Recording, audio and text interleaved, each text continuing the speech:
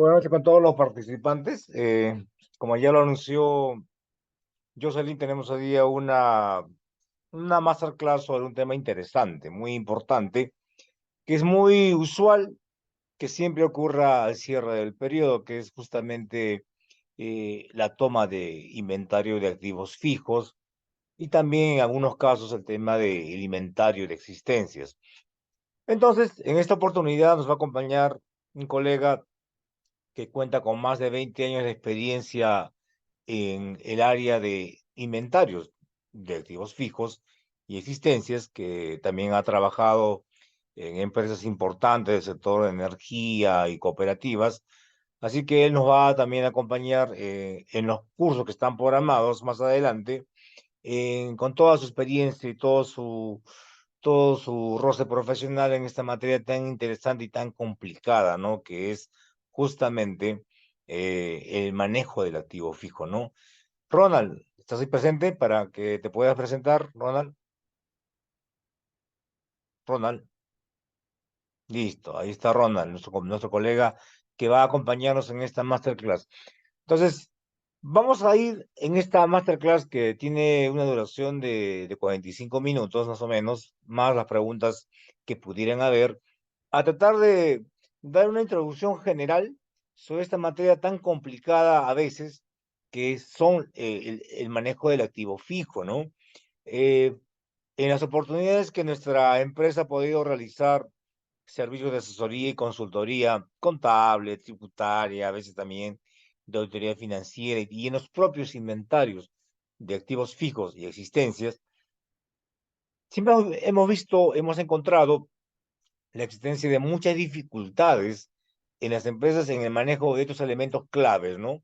Sobre todo el tema de activo fijo, ya porque en ciertos negocios donde predomina o es intensivo el rubro de activos fijos, por la actividad económica, por ejemplo, las compañías que se dedican a la generación de energía, distribución de energía eléctrica, posiblemente también en entidades que se dedican a la prestación de servicios de agua y alcantarillado, empresas productoras y demás, siempre hay dificultades, ¿no?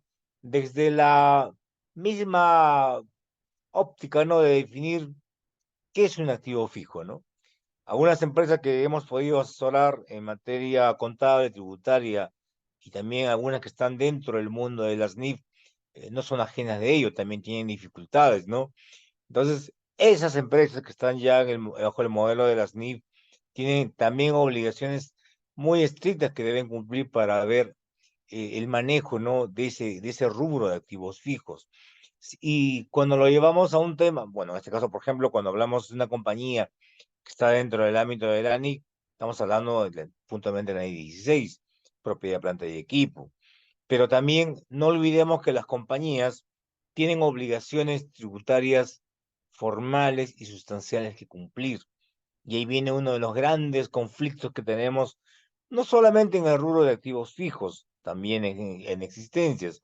Cuando uno determina el impuesto de renta, ya, el impuesto de renta anual de tercera categoría, se han dado cuenta que, por lo menos los que aplican IF y los que no también, que en el rubro donde se concentra la mayor cantidad de diferencias y hay que evaluarlo, como se dice, con pinzas, es en el rubro de activos fijos. Entonces, una de las grandes dificultades, uno de los grandes problemas que se tiene es, oye, ¿cuál es la incidencia, no, en la determinación de la renta imponible? Y el rubro o la parte que más incide en el día a día es la depreciación, ¿no? Una cosa es la depreciación contable y financiera bajo NIF y otra cosa es la depreciación tributaria, aceptada obviamente para la determinación de la renta neta imponible o la pérdida tributaria. Y otro tema también que se debe considerar y a veces nos ha pasado y es un poco increíble de pensar es que muchas áreas de patrimonio no tienen claro cómo manejar el rubro de el libro de el registro de activos fijos, que viene a constituir una de las obligaciones formales que deben cumplirse, ¿no? Nosotros, por ejemplo, cuando queremos deducir un activo fijo, tenemos reglas claras que debemos cumplir. Una de las reglas que se debe cumplir que la depreciación toma como base el costo histórico. En ningún caso el valor NIF, el costo histórico. En segundo lugar, tenemos tasas máximas de depreciación que están establecidas en el artículo 22 del reglamento del impuesto a la renta. Y en ese mismo reglamento, en el segundo párrafo del inciso B, la norma plantea un requisito interesante, importante, que es que para que se pueda deducir tributariamente un activo fijo, pues esa depreciación debe estar contabilizada, ¿no? Entonces, el artículo 22 del reglamento de la ley del impuesto a la renta establece una serie de condiciones que un contribuyente debe cumplir para hacer factible la deducción. Pero de nada va a servir, por ejemplo, efectuar una depreciación de activo fijo si no se cumple la condición más importante, ¿no?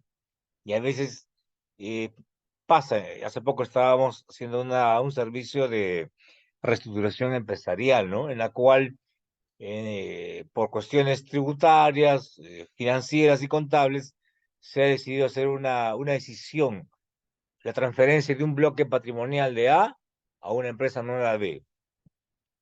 Y dentro del rubro que se va a hacer la decisión está el patrimonio. Y dentro de ese patrimonio tenemos al activo fijo. Y ocurría que en papeles teníamos, no sé, para decir un ejemplo, 2 millones de soles en activos fijos. Pero cuando se hizo la inspección física, el inventario físico del activo no existía más que 800.000 soles. Y ocurría que había una diferencia de 200.000 soles ya que no estaba sustentada. Entonces, de nada va a servir que una empresa empiece a deducir, por ejemplo, la depreciación del activo por el costo histórico, que puede estar muy bien en el papel, en el registro de activos fijos, que aplique la tasa máxima establecida en el reglamento, o que se encuentre contabilizado, si lo más importante, que es que el activo fijo no existe, pues no habría deducción que realizar. Entonces, como parte de los controles internos que ejerce una compañía, cualquier compañía, ¿ya? Se establecen medidas, ¿no? De control interno, arqueos de cajas, conciliaciones de cuentas bancarias, evaluación de morosidades de cuentas por cobrar, inventarios de existencias, hablo de mercaderías, productos terminados, materias primas, etcétera. Y yendo al tema que nos interesa, obviamente también la toma de inventario de activos fijos, ¿no? En la cual mínimamente la empresa tiene que tener la seguridad de que los activos que se están mostrando, que se están presentando en el estado de la situación financiera, existen. Entonces, ya cada empresa, sea del sector público o privado, tomará las medidas que correspondan, generarán lineamientos, directivas internas, o si son entidades del Estado, tendrán que allanarse a la propia normativa que establece el sector al cual corresponde, ¿no? Entonces, en ese sentido radica justamente la importancia, ¿no? Porque no basta solamente con que esté en el papel, sino que se tiene que demostrar que efectivamente los bienes existen. Dos, que los bienes se estén utilizando, obviamente, ¿no? Porque no se admite en materia tributaria, y menos en contable tampoco, que yo pueda depreciar activos fijos inexistentes, ¿no? O activos fijos fantasmas. Obviamente la compañía establecerá, como ya lo explicará en breve el colega Ronald, medidas de salvaguarda del activo, ¿no? En la cual incluye un control que parte desde la responsabilidad, desde la asignación del activo a la persona que está ubicada en una determinada empresa, en cierta área geográfica, ya, entre otras medidas, ¿no? La custodia, el etiquetado y demás medidas que el propio control del activo fijo exige, ¿no? Entonces, en esta parte voy a dar pase al colega Ronald para que dé algunas apreciaciones iniciales sobre cómo considerar qué etapas tiene, por ejemplo, también un procedimiento de inventario de activos fijos y ciertas variables, cierta problemática que se haya podido identificar en su día a día, pues en su práctica empresarial, que es justamente el tema que nos ha convocado en esta reunión. Bien, Ronald. te damos pase para que puedas darnos una ilustración genérica sobre el tema tan importante que hemos señalado, que es la toma del inventario anual de activos fijos. Ronald, el escenario es tuyo. Buenas noches Juan, buenas noches con todos los invitados. Bueno, en sí, comentarles lo que efectivamente sucede dentro del tema de lo que se hay hoy en día en las empresas, que es el control patrimonial. Mucha gente piensa que control patrimonial simplemente es, o un inventario simplemente es ir, verificar y se acaba todo, pero en realidad no entendemos la importancia de los inventarios en activos fijos. Si bien es cierto, en empresas industriales, la cuenta del activo fijo viene a ser más o menos el 80% que tiene el valor del balance. Entonces, a veces no tomar en cuenta esos detalles hace que puedas desenfocarte del tema del inventario de activos fijos. Pero vayamos a qué se refiere la importancia del activo fijo. Permite que las organizaciones supervisen equipos, vehículos, evaluar su estado, ver si está operativo o inoperativo, de funcionamiento y sobre todo minimizar pérdidas que no son comunicadas al área contable. Entonces, cuando tú haces un inventario, empiezas prácticamente con un listado simple que te pasa contabilidad, pero tú no sabes qué es lo que viene. Y es ahí es donde tú como especialista en el tema de inventarios tienes que planificar, tienes que saber qué tipo de clasificación de bienes tienes, si tienes bienes muebles, si son equipos, si son simplemente muebles, o si son automóviles o vehículos. Y si en caso te toca hacer inventario de bienes inmuebles, tienes que ver si están o no están los terrenos, si existen o no existen las construcciones que normalmente te dicen en los activos fijos. Entonces, todo eso engloba lo que es el tema del inventario de activos fijos. Dentro del inventario, nosotros siempre hacemos un proceso, unas fases, unos procedimientos, y eso es lo que lo vamos a indicar en el curso, donde hacemos un trabajo de planificación, porque hay que ver el tipo de empresa al cual vas a hacer un inventario. Si te toca una empresa eléctrica, pues obviamente te tienes que formar un equipo con una persona, un ingeniero eléctrico o con un técnico de electricidad, porque no conoces todos los materiales o bienes de activo fijo que puedan generar, que puedan estar dentro del registro de activos fijos. Tienes que planificar el equipo de trabajo, tienes que identificar al responsable del activo fijo, que Juan bien claro lo dijo, porque muchas veces los bienes están ahí y nadie es dueño, nadie es responsable, pero cuando se pierde, ahí sucede donde todo el mundo está preguntando si quién es el responsable, ¿no? Entonces no debemos llegar a eso. Tienes que ver si el bien está debidamente identificado, y eso se llama el tema de la codificación, al tema de los stickers, al tema de que si son inventariados o no. Otra de las partes que vemos, tienes que tener un cronograma, porque el inventario tiene una fecha de inicio y una fecha de término, y tú tienes que tener paso a paso cronometrado el tiempo que se dedica a diferentes áreas. ¿Ya?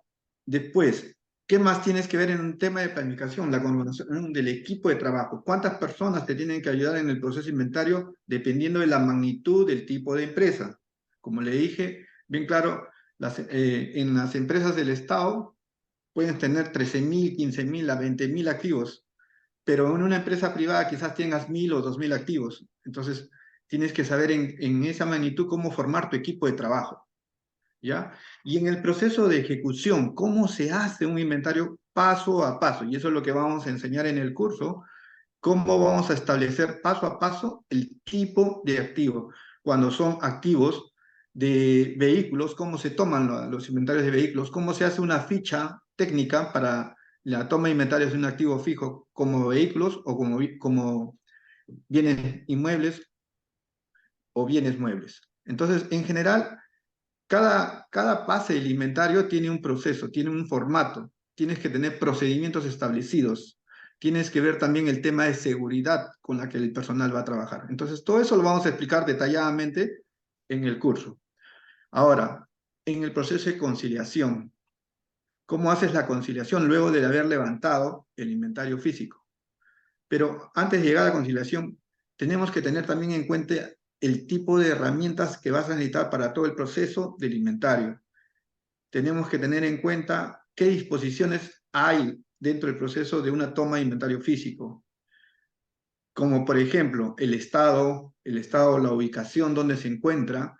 Muchas veces te pueden decir, este bien mueble se encuentra en la oficina del gerente, pero ese gerente ya lo cambió y ahorita está ponte en secretaría o en el área de logística y nadie comunicó al área de patrimonio. Entonces, esos cambios, cuando haces el inventario, te ayudan a determinar la ubicación física del bien. Entonces, son tics que nosotros vamos a determinar o vamos a detallar más adelante en la capacitación. Después, tienes que también ver si es un bien en una computadora, ¿no? ¿Cómo vas a hacer el inventario? ¿Qué se necesita? La marca, el modelo, la serie es lo que normalmente sacamos. Pero ¿qué más necesitas? ¿No? Necesitamos hasta el color o otro detalle. ¿Por qué? Porque muchas veces la información contable no está tan definida cuando te dan los registros de activos fijos y entonces tienes que saber cómo vas a conciliar. Ahora, ¿qué es lo que te ayuda a determinar el inventario? El estado, si es nuevo, si es bueno, si es regular o malo. Y cada eso te permite calcular, ver también el tiempo de vida útil que le queda al bien. Y eso también por eso necesitas un especialista al lado. Y en caso, por ejemplo, de vehículos, no solamente es ver la marca, el modelo o el tipo, el serie, tienes que también verificar si la placa de rodaje corresponde, por ejemplo, o el chasis. Alguna vez alguien me preguntó, oye, ¿y cómo es el tema de terrenos? Por ejemplo, un ejemplo, ¿no? ¿Alguna vez se te ha perdido un terreno? Yo le haría la pregunta a los participantes. Pero mucha gente dirá, no, ¿cómo se puede perder un terreno? Pero ¿has ido a verificar el bien? En una empresa que tenía más de 120 terrenos, en una verificación física, cuando hemos levantado, nos encontramos con la sorpresa que había más de 5 terrenos que realmente nunca los llegamos a ubicar. Entonces, no es que se haya perdido el terreno, si quizás lo han expropiado, ¿no? Y eso es lo que te va a determinar el inventario, te va a decir, oye, se expropió, ¿qué pasó acá? ¿Quién se lo tomó? ¿O qué pasó? ¿Por qué tu terreno de 10.000 metros hoy en día es 8.000? ¿No? Entonces, esos son los detalles del inventario. Otro es cuando te toca edificaciones. Hay que identificar, o cuando te toca el tipo de maquinarias y equipos, cuando son maquinarias grandes, cuando están debajo de la tierra, instalado el equipo, ¿cómo lo supervisas? ¿Cómo sabes que existe? Que es el principio básico del inventario, ¿no? La existencia del bien, tú tienes que corroborar. O cuando son equipos que van dentro de equipos mayores. En el sector eléctrico se ve bastante de estos temas. Entonces, eh, tenemos que conocer diferente tipo y formas de cómo hacer el inventario cuando la empresa lo determina. Nos ha pasado en municipalidades que también estamos haciendo un inventario de vehículos y de repente te dicen, oye, tenemos 10 vehículos de acuerdo a la relación de activos, pero físicamente encontramos 20. Entonces, ¿qué pasó acá? ¿De dónde nacieron los otros 10? Entonces, tienes que indagar, tienes que saber cómo proceder en esos momentos cuando estás haciendo el inventario. Y eso te va a ayudar ¿para qué? Para determinar la conciliación. Con esos valores tú vas a llegar a determinar y saber qué tipo de inventarios les estás haciendo. Ahora, durante el proceso de inventario, siempre tenemos que ver los etiquetados, porque no simplemente es decir, oye, voy a hacer un inventario y no voy a poner un sticker. Siempre tiene que haber un sticker de inventario. ¿Para qué? Para identificar el bien, para identificar la cantidad de bienes que has levantado y eso lo vas a corroborar después en el proceso de conciliación. Hay recomendaciones que yo hago siempre cuando hago este tipo de inventarios. Ahora, ¿y para qué hacemos todo esto? Le llenamos una ficha donde llenamos todos los datos, nos llevamos a la parte del gabinete y hacemos ya el trabajo de la conciliación. Como ustedes saben, el trabajo de conciliación es la parte física con la parte contable, para determinar si realmente existen o no existen los bienes. Tú puedes pensar de que, de que está todo. Normalmente pensamos, oye, está todo ahí, pero no es cierto. A veces nos encontramos que hay equipos que han sido dados de baja y no comunicaron. Ahora con el tema de las disposiciones del del Ministerio de Energía, perdón, del Ministerio del Ambiente, nos piden que también hagamos el RAE, por ejemplo, ¿no? Y a veces por falta de control no tenemos determinado y damos de baja, o por el tema de residuos sólidos peligrosos. En algunos casos has comprado lotes de batería y los retiras y nunca comunicaste. Entonces, eso genera vacíos cuando haces tu toma de inventarios. Y eso, ¿qué te determina? Que cuando tú estés haciendo la conciliación o la determinación de la depreciación, que es el gasto, ahí te des cuenta qué es lo que realmente tienes. Entonces, por la experiencia que tengo, hay muchas diferencias en el proceso de conciliación que lo vamos a determinar con casos prácticos y lo vamos a ver detalladamente, que nos ayuda a ver lo que es, lo que vamos a llegar con la conciliación a determinar qué son bienes que se han sido conciliados, cuáles son los bienes que son faltantes, que quiere decir que no están dentro de tu listado de activos, pero no están físicamente, y qué bienes son sobrantes, que viene a decir que existen físicamente, pero no están en tu listado de activos fijos. Eso es lo que nosotros hacemos cuando hacemos un inventario a grosso modo y muy rápido que lo he explicado, para que ustedes vean la importancia. Y eso se determina y se refleja en el registro de activos fijos, que es un elemento esencial para el tema del cálculo de la depreciación y representa en tus estados financieros el gasto del ejercicio. Entonces, eso es lo que nosotros estamos abocándonos y es lo que vamos a explicar paso a paso cómo se hace. Ahora, no solamente vamos a tomar el toma de empresas privadas, también vamos a explicar un poco de las empresas del sector público, porque también en ambos hay cierta similitud, pero también tenemos que tomar en cuenta algunos detalles para eso. Entonces, Yo quería hacer una precisión sobre el tema, ¿no? Miren la importancia de ser un activo fijo. Los que llevamos contabilidad sabemos que uno de los libros importantes vinculados a asuntos tributarios es el registro de activos fijos. Y normalmente, las veces que hemos tenido la oportunidad de hacer consultorías o revisiones tributarias, siempre hemos encontrado una gran debilidad. Una es que, si se fijan, el registro de activos fijos tiene características que exige, ¿no? Entre ellas la marca, la serie, el color y en general cualquier característica distintiva que lo identifique. Y nos ha pasado muchas veces que hemos ido al registro y solo dice, digamos, máquina uno y no hay ninguna característica, ni una marca, ni nada que esto lo haga saber. Entonces, cuando hagan un inventario fijo, activo fijo, es la gran oportunidad de poder actualizar esa información que tienen ya también registrada, o si no la tienen, actualizarla, como comenté, ¿no? Y algunos temas claves que acaba de comentar Ronald son muy importantes. Señala que, obviamente, y eso va a pasar en los inventarios de existencia, de activos fijos, aún sea, que cuando se haga el trabajo, se van a irremediablemente determinar diferencias, ¿no? Y el tema es, ¿qué hacemos con las diferencias? Normalmente una diferencia puede ser originada por un sobrante, un faltante, y ese faltante inclusive puede calificar como una pérdida. Dependiendo de en qué situación estemos, uno, habría que ver cuál va a ser el tratamiento contable que se le va a asignar, cómo corregir esa situación. Y dependiendo también del tipo de diferencia que sea, hay que evaluar algo clave, ¿no? Que justamente es lo que comenté al inicio, que es cuál es el efecto en el impuesto a renta, ¿no? En la determinación de la renta neta imponible. Y por ahí también en algunos casos va a haber un efecto en el IGB, ¿ya? Y obviamente estos temas son muy interesantes. ¿Por qué? Porque recuerden que la determinación impositiva que hace el contribuyente al cierre del periodo o en forma mensual, tratándose del IGB, está supeditada a un procedimiento de fiscalización, sea parcial o sea definitiva. ¿Qué quiere decir entonces?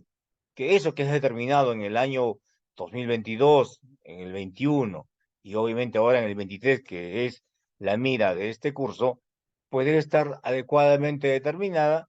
De lo contrario, como también lo saben, la administración tributaria lo que va a generar son los famosos reparos tributarios.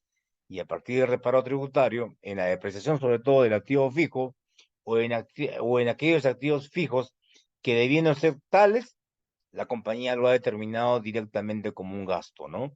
Y así como eso también, obviamente en el propio inventario de activo fijo, se van a determinar también posiblemente en algunos activos algunas mejoras o costos posteriores. Y fíjense que todo esto que se está determinando también tiene una implicancia tributaria. ¿Qué va a pasar, por ejemplo, con activos fijos que han sido comprados en moneda extranjera? ¿Cuál va a ser el impacto que efectuar, que determinar, tratándose de la diferencia de cambio? ¿Qué hacer con aquellos fijos aptos, ¿no? En las cuales interviene un costo de financiamiento? ¿Qué va a pasar con aquellos activos fijos que, siendo activos fijos, a opción del contribuyente, pues decide enviarlos como gasto? El caso puntual está referido a aquellos activos que no superan el cuarto de la UIT. Entonces, todo lo que se determine, obviamente en esa etapa física que acabo de señalar, es importante porque va a tener una consecuencia, ¿no?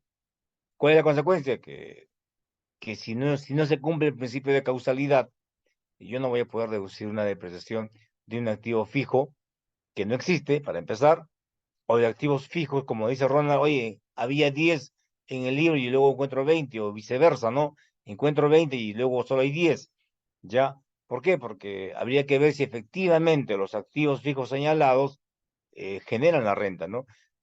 ¿Qué va a pasar, por ejemplo, en el caso que dice Ronald, ¿no? Lo comentó hace un instante. Contablemente tenemos 10, físicamente operan y generan y contribuyen a la generación de renta, por lo menos 20 vehículos. ¿Qué hacemos con esos 10 vehículos? ¿Cuál va a ser el tratamiento contable y tributario que darle, ¿no? ¿Ya? Y otros temas más que obviamente se dan en el día a día, vamos a verlo y lo vamos a tratar a profundidad en nuestro evento que está programado para la siguiente semana, que justamente en ese instante la señorita Jocelyn va a hacer la publicidad correspondiente y luego retomamos. Jocelyn, Sí, sí, profesor, muchas gracias. Voy a compartir la pantalla. ¿Sí logran visualizar? Logran. Que bueno, les comento. Bienvenidos igualmente todos. Queremos aprovechar este momento para presentarles nuestras promociones en nuestros cursos de especialización. Exclusivamente para los participantes en esta sala de Zoom, les ofrecemos un descuento del 20% en 3 cursos de especialización que estamos ofreciendo en PNC Executive Training.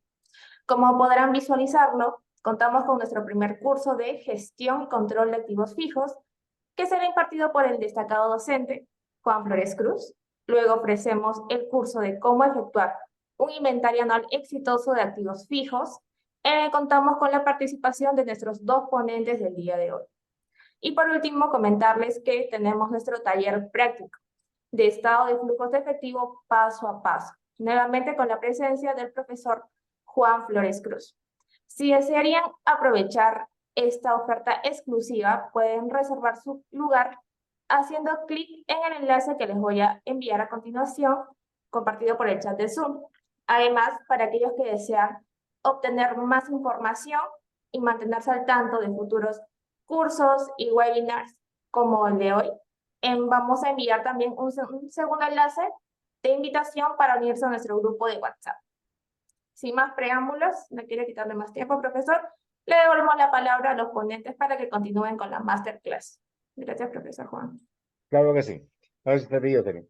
Sí, entonces justamente comentábamos que este rubro de activos fijos, que Ronald dio un ejemplo interesante, ¿no? Cuando uno revisa los estados financieros de las empresas que están en lista de SMB, se da con un ratio interesante, ¿no? Casi todas las compañías peruanas que están en el sector de energía eléctrica, sea como generación, sea como distribución, sea como empresas de agua y alcantarillado, que son las más comunes para el tema de empresas del Estado, entre otros, tienen un ratio interesante, ¿no? Estos activos representan del total de activos fijos, por lo menos un 85-90%. Y Roland justamente tiene bastante experiencia en el sector y es lo que, por ejemplo, va a tratar de comentar en breve y también, obviamente, a profundidad en nuestro curso respectivo, ¿no? Por ejemplo, hay algo importante, ¿no? Que siempre nos pasa, y también Ronald lo va a comentar, es un tema de la clasificación del activo fijo. Nosotros cuando manejamos los registros de activos fijos, de acuerdo a los formatos que ha ya oportunamente aprobado la SUNAT, Resolución 234/2006, vamos a ver que este rubro de activo fijo tiene varios componentes, ¿no? Tiene cuatro. Uno, un registro de activo fijo normal, ordinario, común y corriente. Dos, tiene un formato, por ejemplo, relativo a los activos fijos revaluados. Tres, tiene un formato relativo a bienes adquiridos bajo arrendamiento financiero. Y cuatro, tiene uno relacionado con el costo de financiamiento, ¿no? Entonces también deberíamos nosotros aprovechar la oportunidad de hacer el inventario fijo para ver cuál es cuál, porque en muchas oportunidades le damos el mismo tratamiento a todo y no es lo mismo, ¿no? Nosotros sabemos que aquellos activos fijos revaluados, o en todo caso hablemos para aquellas compañías que también están en el mundo de las NIF, que hayan sufrido un tema de un costo atribuido, que es un equivalente para fines tributarios de la revaluación, pues no son deducibles tributariamente, ¿no? Y pasa una figura interesante que algunas empresas que han hecho digamos, la aplicación de la NIF tienen, que es el siguiente. Normalmente cuando hablamos de revaluación, nosotros hablamos del incremento de un valor de activo fijo, histórico, de 1.000 a 5.000 soles. Entonces, ese excedente, ese mayor valor, tributariamente no es deducible. Contablemente tiene un tratamiento que hay que hacer. Pero, ¿qué pasa, por ejemplo, con aquellas empresas en las cuales el activo fijo era 10.000 y por aplicación de la NIF el valor se fue a 5.000 soles, ¿no? ¿Qué hacemos? ¿Cuándo recuperamos el costo? ¿Cuándo lo hacemos deducible? Porque a veces pensamos que, bueno, se perdió, pues, ¿no? Se perdió la deducción, ¿por qué? Porque esa depreciación nunca va a estar contabilizada. Inclusive en el mes de julio, la SUNAT sacó un informe muy interesante que también, bueno, lo vamos a comentar públicamente, salió ahí a iniciativa de una empresa que asesoramos y ha generado todo un tema a discutir, ¿no? Y tiene mucho que ver con el tema también de cuándo reconocer un impuesto de renta diferido. Entonces, la vertiente del impuesto de renta diferido, y como lo sabemos, está regulado por la NIC 12. La NIC 12 plantea situaciones en las cuales vamos a reconocer un impuesto de renta diferido activo y pasivo. Y el gran problema que encontramos en la gran mayoría de empresas es justamente de que a veces el impuesto de renta diferido, sea en su versión de activo o pasivo, está congelada. Me tocó en el año 2020 efectuar una asesoría a una empresa importante en el norte del país y encontré que esta empresa había adoptado las NIF en el 2013 y sucedía que al 2020 su impuesto de renta diferido estaba intacto. La pregunta es entonces, oye, ¿el impuesto de renta diferido es un saldo suspendido en el tiempo? Esa partida no se tiene que liquidar, no se tiene que revertir, no se tiene que recuperar. Y la gran pregunta es, ¿cuándo se recupera? ¿Cuándo se liquida? Todo un tema para, digamos, evaluarse, ¿no? Ahora, un control importante que no se hace, y no lo he visto en ningún estado financiero, de las que están inclusive en SMD, que son auditadas por las grandes firmas de auditoría, es saber en qué periodo se va a revertir un activo diferido, ¿no? O se va a liquidar, como acabo de comentar. Porque sí tenemos el monto global del impuesto a la renta activo y del pasivo, pero en ninguna nota vamos a ver un resumen siquiera de cuándo se va a liquidar. ¿Y por qué lo comento? Porque hay sectores como los que ya señalé, de energía, de agua, de telefonía y demás, inclusive industrias, cuyos activos fijos son de larga data. El sector de energía, por ejemplo, es un sector en el cual tenemos activos que tienen una duración de 80, 60 años, 40 años. Y la pregunta es, ¿alguien tiene un control de esto? Y si voy a calcular un impuesto a renta diferido, la pregunta es, ¿alguien lleva el control de este cálculo? ¿Alguien sabe cuándo se va a revertir o se va a recuperar? Todo un tema que hay que evaluar, ¿no? Entonces, Ronald estaba comentando hace un instante de las etapas que involucra una toma de inventario de activos fijos. Y normalmente, pues, parten, como ya lo comentó, de la planificación, de la conciliación, en algunos casos, obviamente, de la propia evaluación de los activos fijos. Y nosotros cuando efectuamos una evaluación de activos fijos, si estamos dentro del mundo de las NIF, teníamos que ver qué modelo contable vamos a aplicar, ¿no? El modelo del costo histórico o el modelo de revaluación, ¿ya? Pero también para ello, en función al tipo de modelo que digamos, determinemos, vamos a efectuar una comparación de si es deducible o no, ¿no?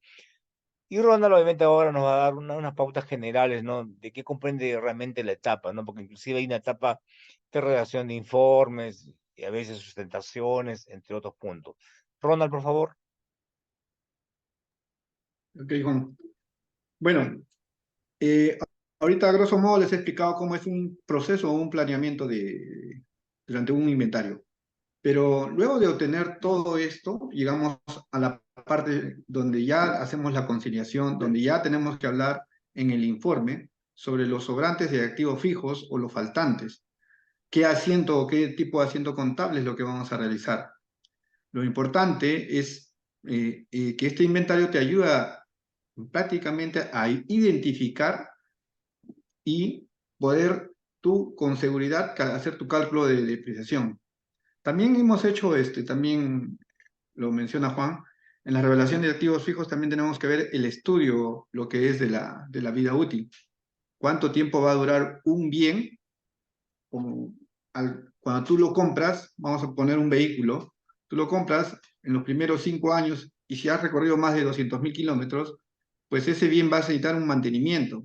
Ese mantenimiento mayor, o que nosotros le llamamos overhaul en las empresas del Estado, va a influir en el bien, cuánto de tiempo va a mejorar la vida útil. Entonces eso va a ser un recálculo de la depreciación. Entonces esas cosas también es importante saber en la toma de inventario.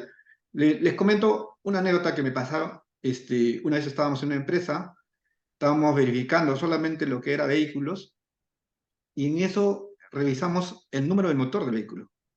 Algo tan sencillo que muchas veces no le tomamos importancia. Teníamos la tarjeta de propiedad, ok, teníamos el vehículo, la placa, todo ok, pero cuando entramos al motor nos dimos cuenta que no era el motor del vehículo. Y indagando y conversando, le digo, oye, ¿en qué momento ha sucedido que hicieron el cambio de motor? Entonces, las personas que habían trabajado en esa empresa ya se habían retirado y no teníamos más que la información que nos habíamos visto. Entonces, ¿qué sucede? A veces suceden esas cosas si tú encuentras en un inventario algo anormal. O sea, encuentras el bien, sí, te encuentras las características, pero te das cuenta que el motor es cambiado.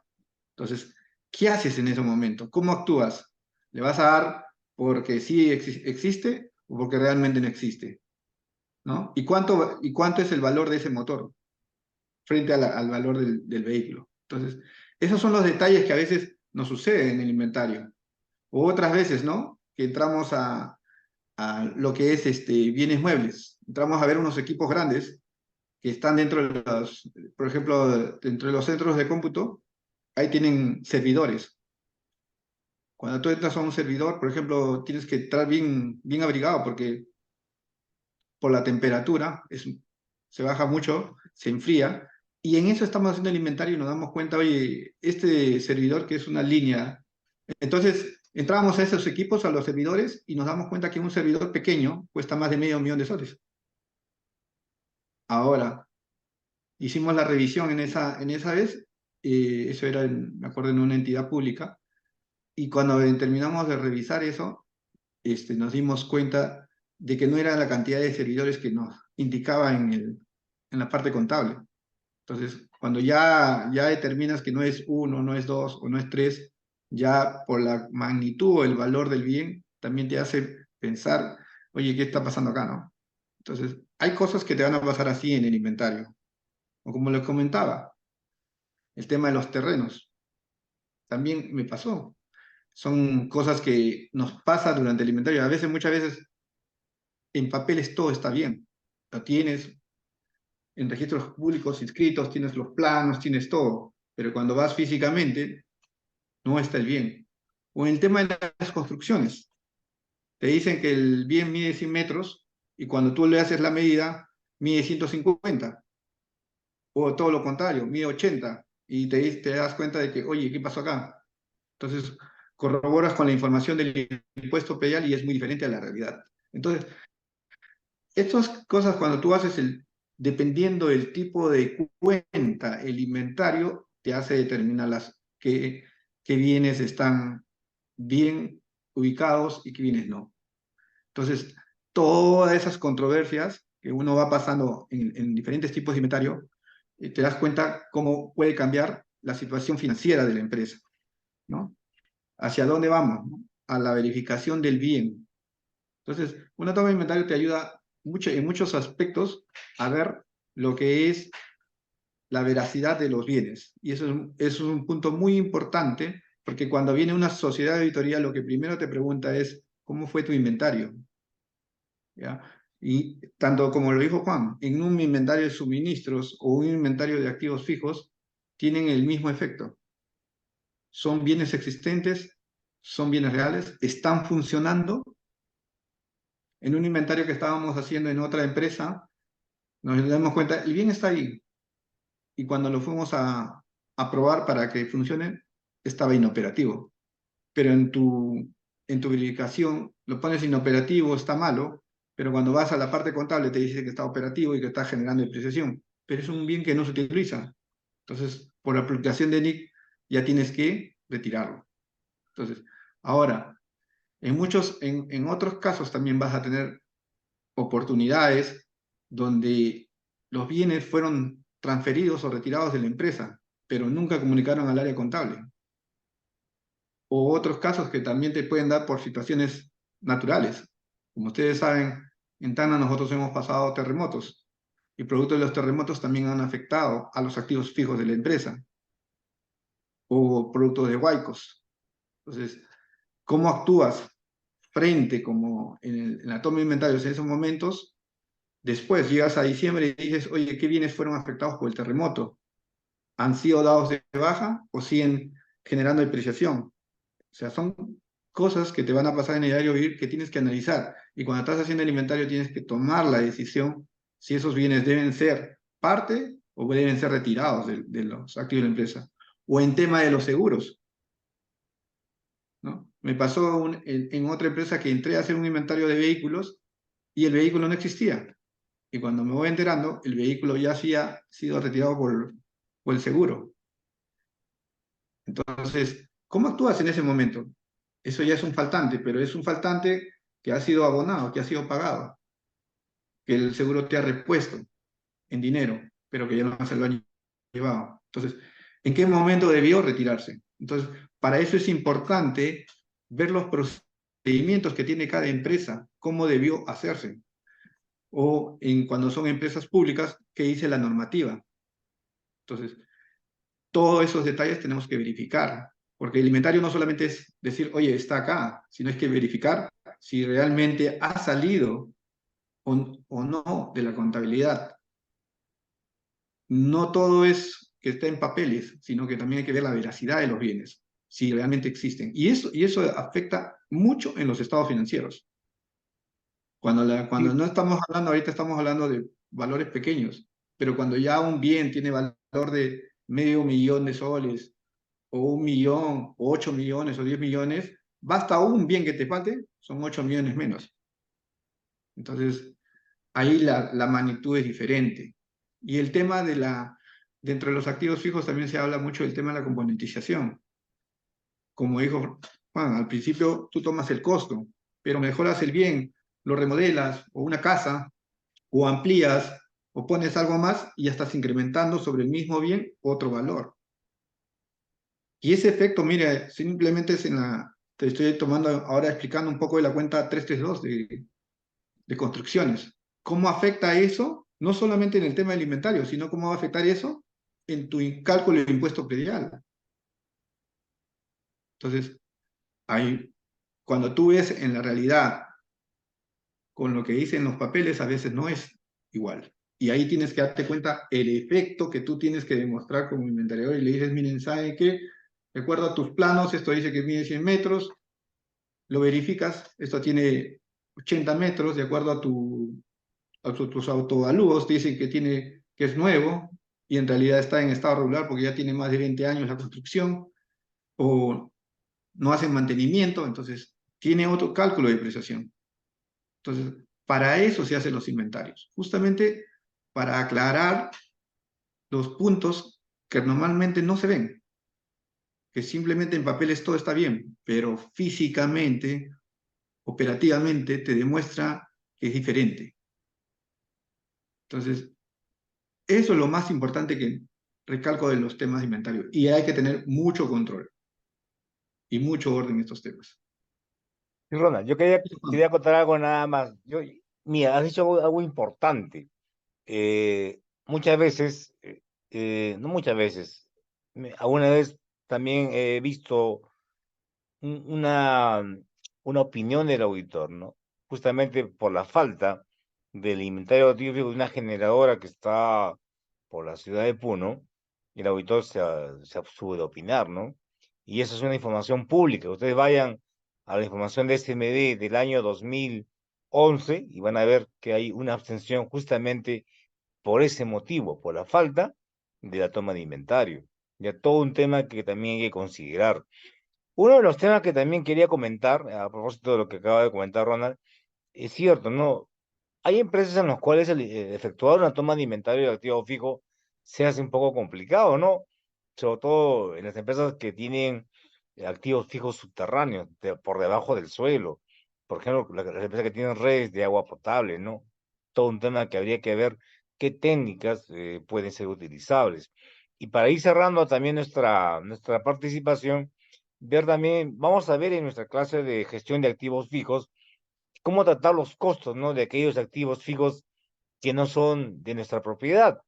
Por ejemplo, tomamos un arrendamiento, un terreno, y qué hacer con esa inversión de edificios, de construcciones, porque en alguna oportunidad yo vi un caso de una empresa importante que tenía este criterio, decía, bueno, como el terreno no es mío, entonces la construcción debe ser considerada como un gasto, ¿no? Vino SUNAT después de algunos años, después de 4 años antes de la prescripción, y lo que dijo fue, bueno, debiste haberlo activado, ¿no?